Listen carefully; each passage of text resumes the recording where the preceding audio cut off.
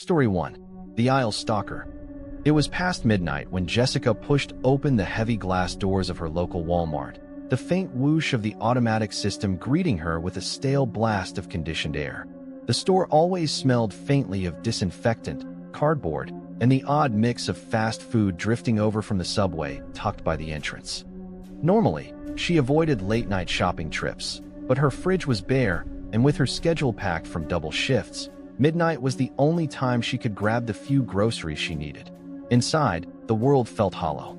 Fluorescent lights buzzed overhead with that faint electric whine that seemed louder when the store was this empty. The rows stretched long and lifeless, like corridors in some forgotten warehouse. The silence was broken only by the occasional squeak of a wheel on a restocking cart and the distant shuffle of a night stalker moving boxes in the shadows of an aisle. Jessica grabbed a basket and started down the grocery section. She tossed in milk, eggs, and bread, her mind on autopilot. It should have been just another mundane errand.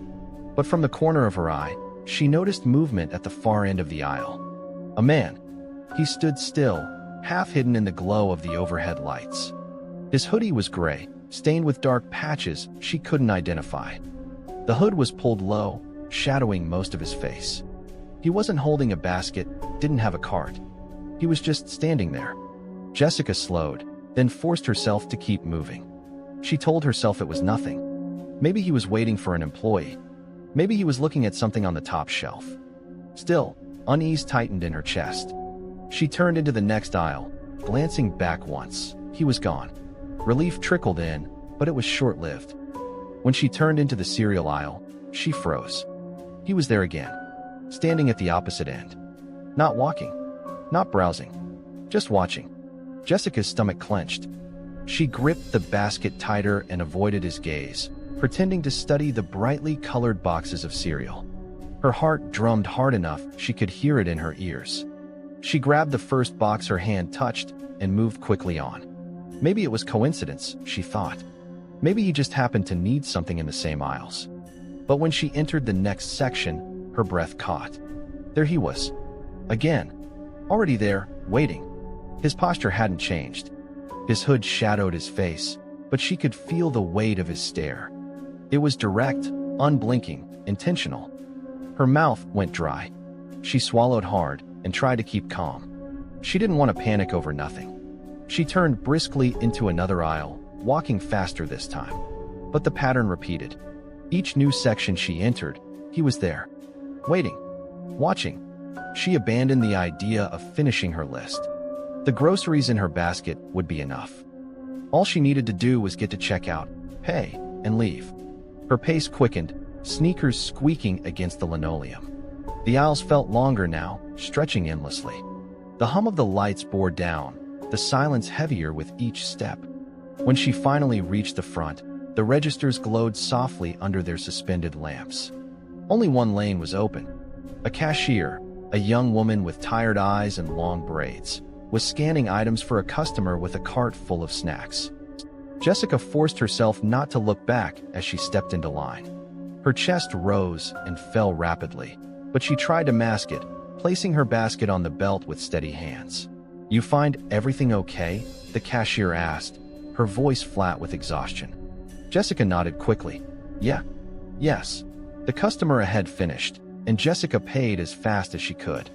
Her hands trembled slightly as she slid her card, but she forced a smile and muttered thanks, grabbing her bag. The automatic doors loomed ahead.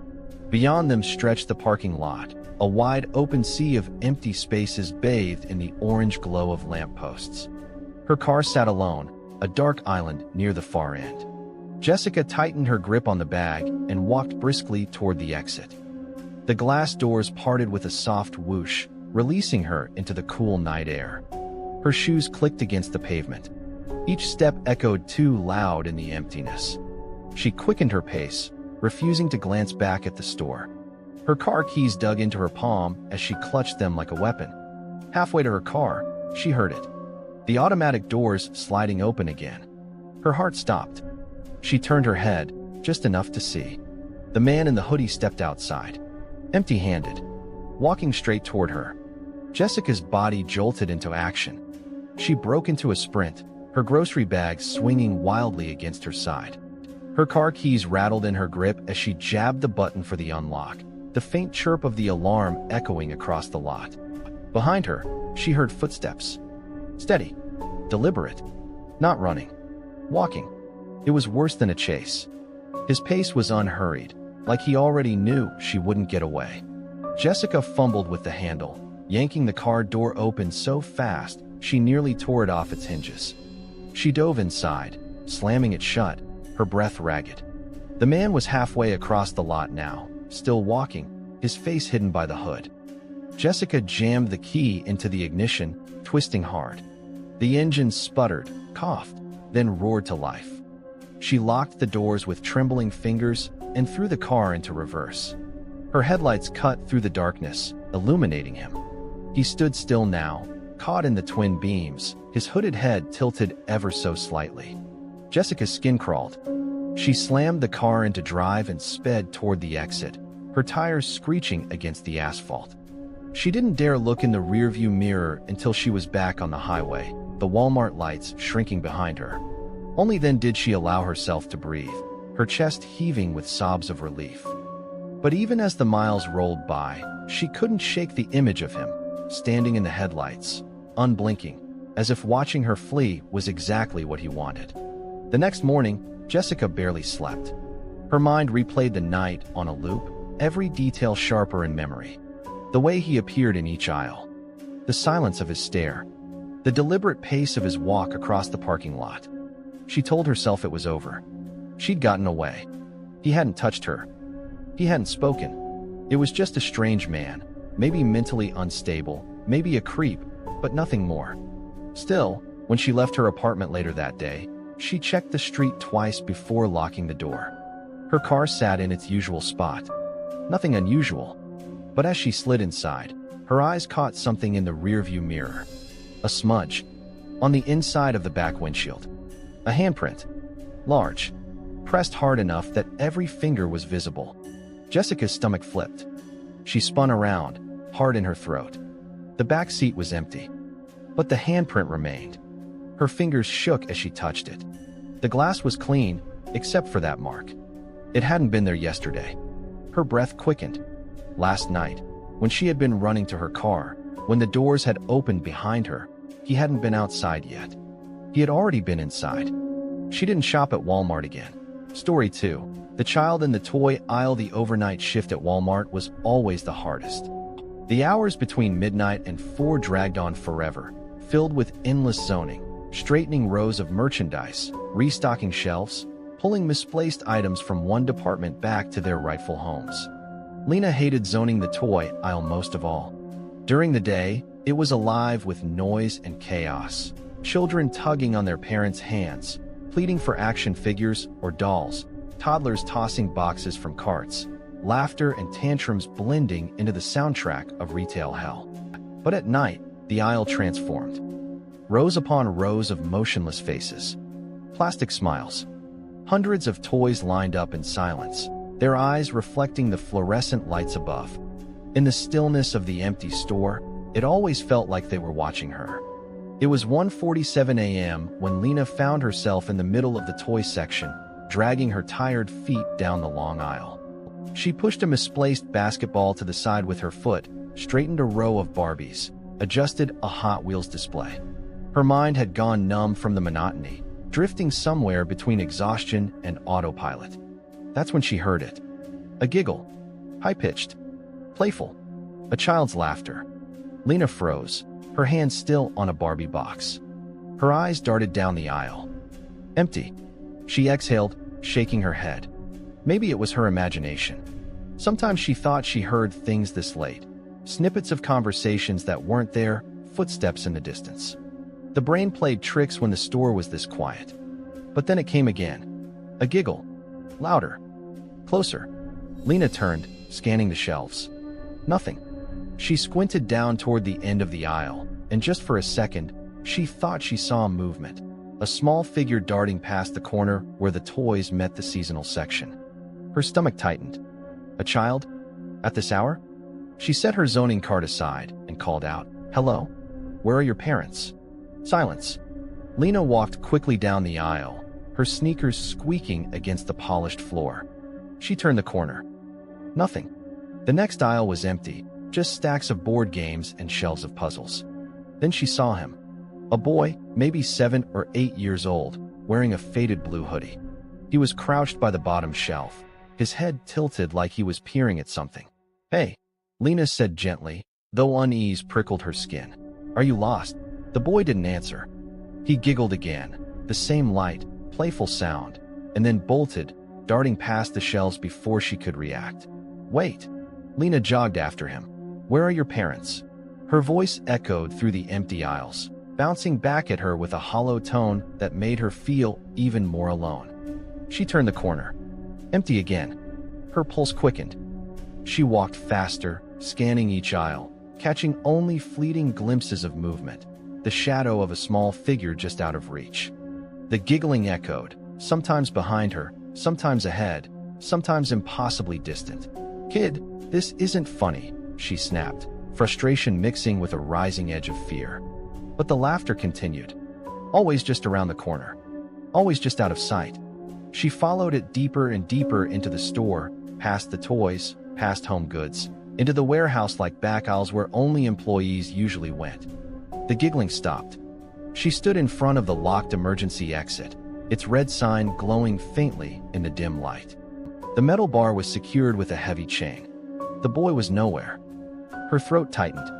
The silence pressed in, suffocating. And then, behind her, a soft sound, like 100 tiny plastic heads turning at once. She spun around. Her breath caught in her chest. Every toy on the shelves, dolls, action figures, stuffed animals, had been rearranged, perfectly lined, side by side, all facing her. Hundreds of painted eyes. Hundreds of blank stares. All watching. Lena staggered back against the locked exit. The blood roared in her ears. Her knees felt weak. One of the dolls, closest to her, had its plastic arm raised. Its tiny molded hand pointed directly at her. The lights above flickered. The giggling started again. This time, it came from the dolls. She ran. Her sneakers squealed across the linoleum as she bolted down the aisle, past row after row of grinning faces. She didn't dare look back, but she felt them. Eyes on her. Heads turning as she passed. When she reached the main aisle, she stopped, gasping for breath, clutching the edge of a shelf. The store was silent again. Her hands shook. She needed to find Marcus, the night manager. He'd been working in electronics when she started her shift. If she could just find him, she'd have proof she wasn't losing her mind. She made her way quickly toward electronics, heart still hammering.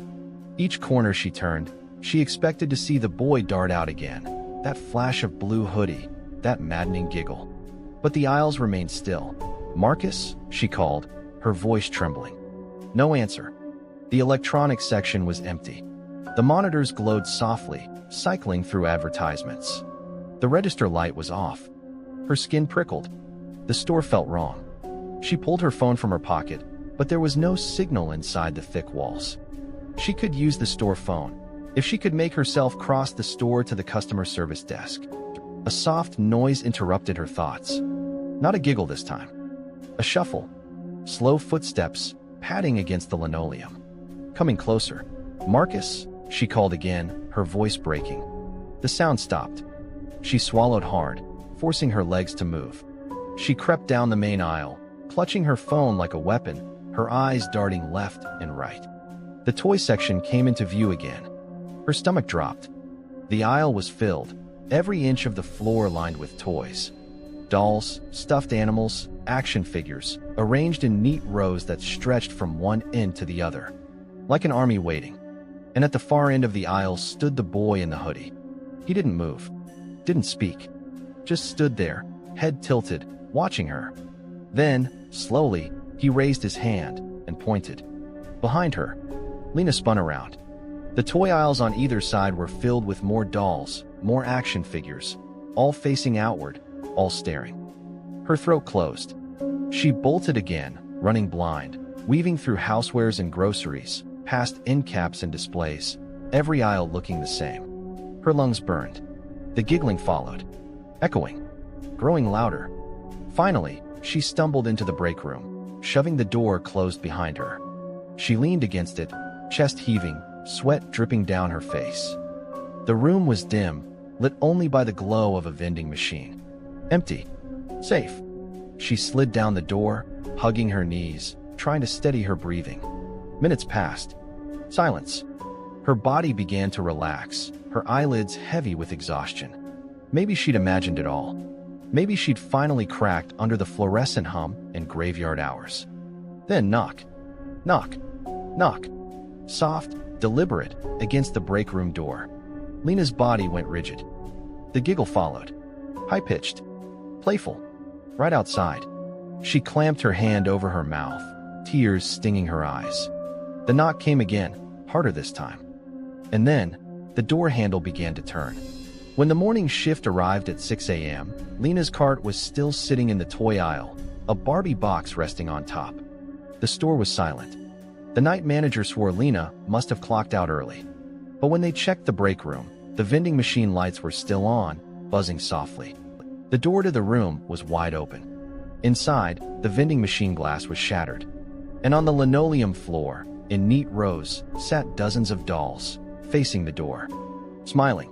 Story 3. The Man in the Restroom. The highway at night was always lonely, but trucker Mark Dalton had grown used to the endless black stretches of road, the hum of his rig beneath him, the white lines flashing past like the ticking of a giant clock.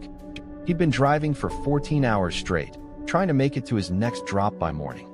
His eyelids were heavy, his throat dry, and his stomach growled in protest of the stale coffee and jerky he'd lived on for the last day. So when he spotted the glow of a Walmart sign off the exit, it felt like salvation. The store was open 24 hours. He could stretch his legs, grab something hot to eat, maybe use the restroom before pushing on through the night. He pulled into the massive lot, his rig rumbling as he parked far toward the edge. The asphalt was slick from a light rain, the lampposts humming faintly overhead.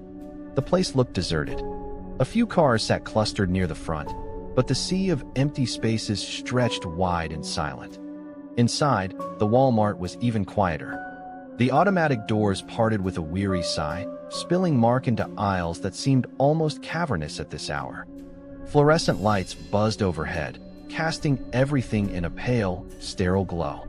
Somewhere far off, a stalker pushed a squeaky cart, but otherwise, the store was nearly dead.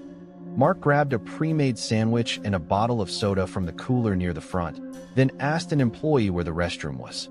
She pointed him down a side corridor, past the layaway desk and a flickering exit sign. The hallway smelled faintly of bleach, the tiles underfoot scuffed and dull. The restroom door creaked as he pushed it open, the hinges protesting. Inside, the air was heavy, humid. The faint smell of disinfectant mixed with something sour, old water, perhaps. A row of urinals stretched along one wall, mirrors hanging cracked above a line of sinks. At the far end, a row of stalls stood closed except for one, its door slightly ajar. Mark scanned the room quickly. Empty, except for that single stall at the end. The door was shut, a pair of shoes visible beneath it. Black, scuffed sneakers planted firmly on the tile. Nothing unusual. Someone else using the restroom. Mark chose a urinal a few spaces down, unzipping with a sigh of relief. The quiet echoed around him. The only sound was the faint hum of the ventilation system and the dripping of a leaky faucet. That's when he heard it. Breathing. Heavy, slow, ragged breathing. Coming from the stall. Mark frowned, glancing at the closed door. He wasn't a timid man, but there was something about the sound. Wet, uneven, almost pained. "You all right in there, buddy?" he asked, his voice bouncing strangely off the tiles. For a moment, nothing. Just that ragged breathing. Then, faintly a whisper. "You shouldn't be here." Mark froze. The words were soft, drawn out, as if each syllable scraped the speaker's throat raw. "Excuse me," he said, his voice tighter now. No reply. The restroom was still again, the silence louder than before. Mark zipped up quickly, trying to brush off the unease creeping through his chest. Maybe the guy was drunk. Maybe he was high.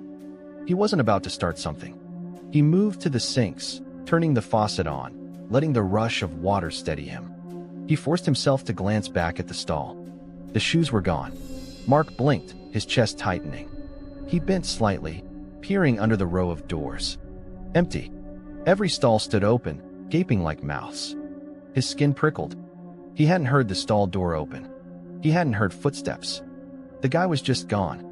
Mark turned back to the sink, splashing water on his face. Get a grip, he muttered under his breath. Long hours on the road, no sleep, it was messing with him. That was all. But when he lifted his eyes to the cracked mirror, his heart lurched. The reflection didn't match reality. Behind him, in the glass, every stall door was closed. Each one sealed tight, like a line of coffins. Mark spun around. The stalls stood open. Empty. He whipped his gaze back to the mirror. Closed. And now hands. Pale, thin hands gripped the tops of each door from the inside. Fingers curled over like claws. Dozens of them, lined up in perfect silence. Mark stumbled back, his shoulders slamming into the sink. The mirror vibrated, its cracks seeming to widen like a grin. The hands twitched. A chorus of whispers slithered through the room, overlapping, impossible to understand yet unmistakably directed at him. You shouldn't be here. Mark bolted. His boots pounded against the tile as he sprinted for the store's main floor, his breath ragged, heart hammering. The Walmart felt wrong now.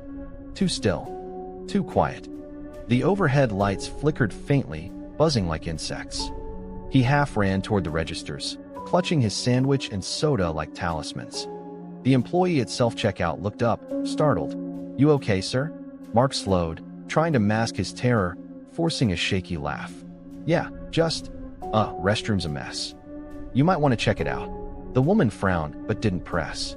Mark paid quickly, his hands trembling as he bagged his items. He needed out. Now. The automatic doors parted, spilling him back into the damp night. The rain had stopped, but the lot glistened under the lights, dark puddles reflecting orange halos. His rig loomed at the far end, safe, solid.